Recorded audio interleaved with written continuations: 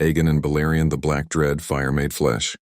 If Visenya and Rhaenys gave the conquest its steel and its flame, it was Aegon Targaryen and his dragon Balerion the Black Dread who made it unstoppable. The Black Dread. Balerion was the largest dragon to ever live since the doom of Valyria. His wings spread so wide they could cover entire towns in shadow. His fire was black, his scales dark as coal. His roar the sound of thunder made flesh. The small folk whispered that when Balerion took to the skies he was not beast but apocalypse. Forged in the fires of Valyria, Balerion was brought to Dragonstone when the Targaryens fled before the doom. For over a century he grew, and by the time of the conquest he was already vast beyond imagining. When his shadow passed, men knelt or fled. Fire and blood in the conquest. It was Balerion who burned Harrenhal, melting its colossal towers and entombing Harren the Black in molten stone. To this day, Harrenhal's twisted, smoking ruins stand as Balerion's monument. It was Balerion who led the charge at the Field of Fire, where the united hosts of the Reach and the Rock, 55,000 men, were turned to ash.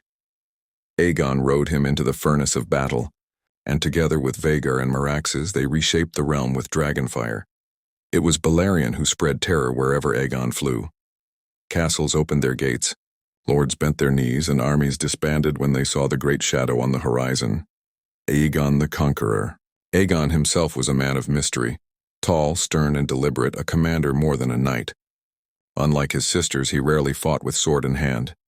His greatest weapon was not his blade, Blackfire, but the beast he rode.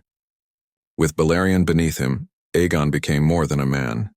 He became the embodiment of Valyria reborn. He claimed the crown not just with strength but with fear. Fear that no army, no king, no wall could stop fire on wings. Legacy. After the conquest, Balerion continued to serve House Targaryen for over a century. He lived to see new kings crowned, new wars fought, and new dragons rise. Yet none ever equaled his size or his terror. Aegon and Balerion together built the Iron Throne, forged from the swords of 1,000 fallen enemies.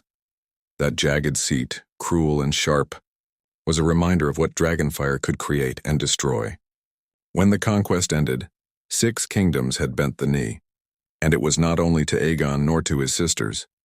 It was to Balerion the Black Dread, fire made flesh, the shadow of doom that gave Westeros its king.